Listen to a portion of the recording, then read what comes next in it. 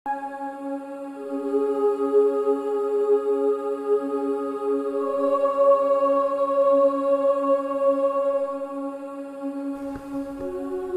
संप्रदाय के शिववतारी गुरु गोरखनाथ की पावन भूमि गोरखपुर।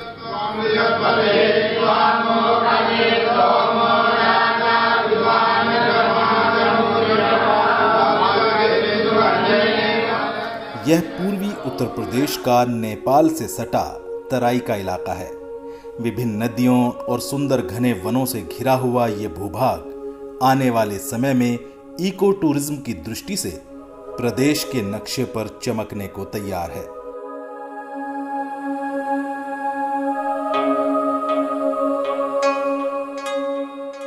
शहर गोरखपुर की पहचान 737 हेक्टेयर में फैली रामगढ़ झील से भी है। किंवदंती है कि प्राचीन काल में इस ताल के स्थान पर एक प्राचीन नगर था जो किसी ऋषि के श्राप से ध्वस्त हो गया और वहां ताल बन गया। उत्तर प्रदेश सरकार ने इसे एक पर्यटक स्थल के रूप में विकसित किया है।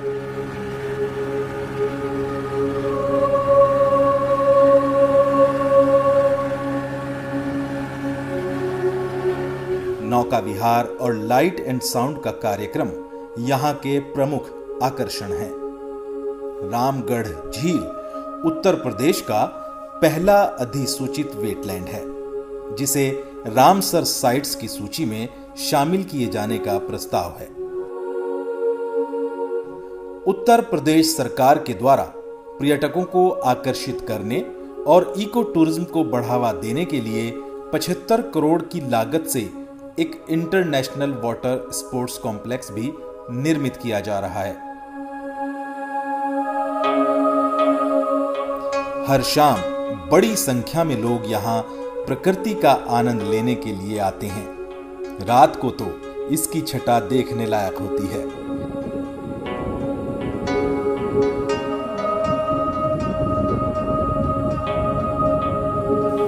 गोरखपुर शहर को इको टूरिज्म के नक्शे में सबसे ऊपर रखने के लिए यूपी सरकार ने इसी ताल से सटे 121 एकड़ क्षेत्र में शहीद अशफाकुल्लाह खां प्राणी उद्यान भी स्थापित किया है। इस प्राणी उद्यान का लक्ष्य वन्य जीवन के संरक्षण एवं संवर्धन के साथ लोगों का मनोरंजन करते हुए उन्हें वन्य जीवन के प्रति संवेदनशील भी बनाना है। इस चिड़ियाघर का निर्माण कार्य फिलहाल अपने अंतिम चरण में है। इस प्राणी उद्यान में विशेष रूप से उत्तर प्रदेश का पहला इंडोर बटरफ्लाई पार्क भी बनाया गया है जिसमें 40 से अधिक प्रजातियों की तितलियां आकर्षण का केंद्र रहेंगी। इसके परिसर में 34 एकड़ का हिस्सा वेटलैंड का भी है।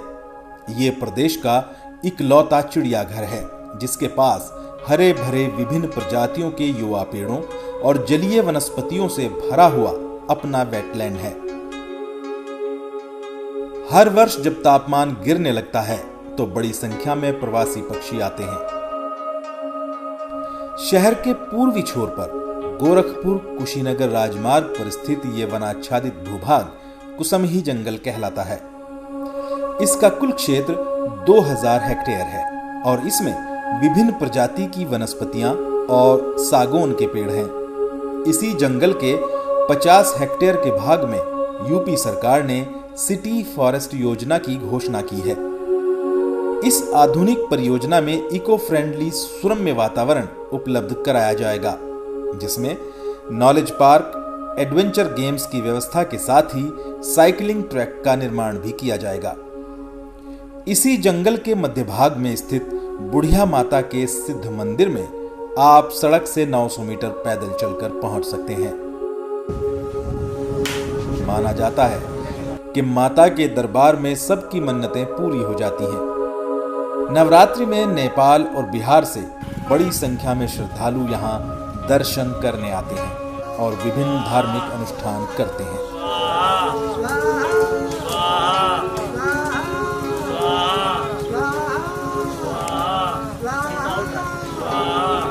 कुसमही जंगल के भीतर ही विनोद वन है। इसे मिनी जू भी कहा जाता है, जिसमें तरह तरह के पक्षी,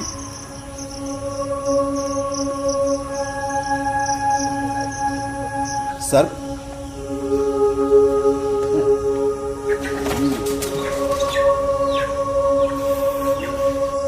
और हिरणों की कई प्रजातियां हैं।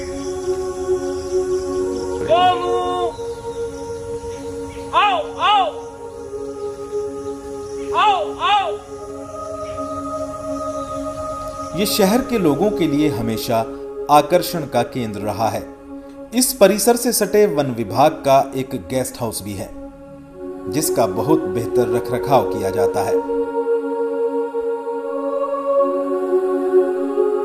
परगापुर ताल महाराजगंज जिले के आनंद नगर के पास स्थित है। 69 हेक्टेयर का ये विशाल जलाशय अपने अद्भुत सौंदर्य के लिए जाना जाता है।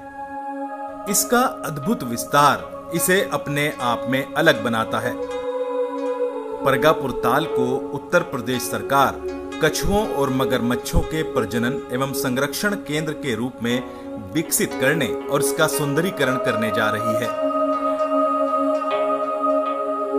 आने वाले समय में यह इको टूरिज्म का प्रमुख केंद्र होगा।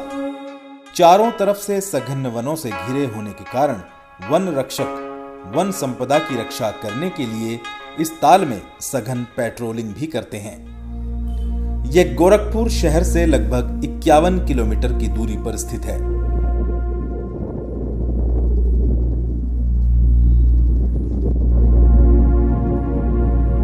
इसके किनारे पर प्राचीन लेहड़ा देवी का मंदिर एक सिद्ध स्थान है। महाभारत काल का यह मंदिर घने जंगलों से घिरा हुआ था और पाह नदी के किनारे स्थित था। कहा जाता है कि पांडव अपने अज्ञातवास के दौरान यहाँ आए थे। यहाँ बड़ी संख्या में श्रद्धालु अपनी मनोकामना पूर्ण करने के लिए आते हैं और धार्मिक अनुष्ठान करते हैं।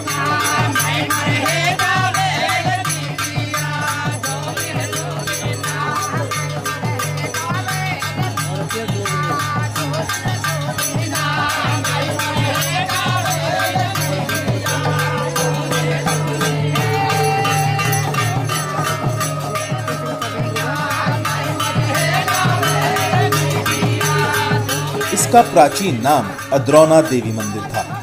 चीनी यात्री हुएनसांग ने भी अपनी पुस्तक में इस स्थान का उल्लेख किया है। आने वाले समय में गोरखपुर को इको टूरिज्म के क्षेत्र में एक महत्वपूर्ण स्थान दिलाने में इसकी भूमिका महत्वपूर्ण होगी।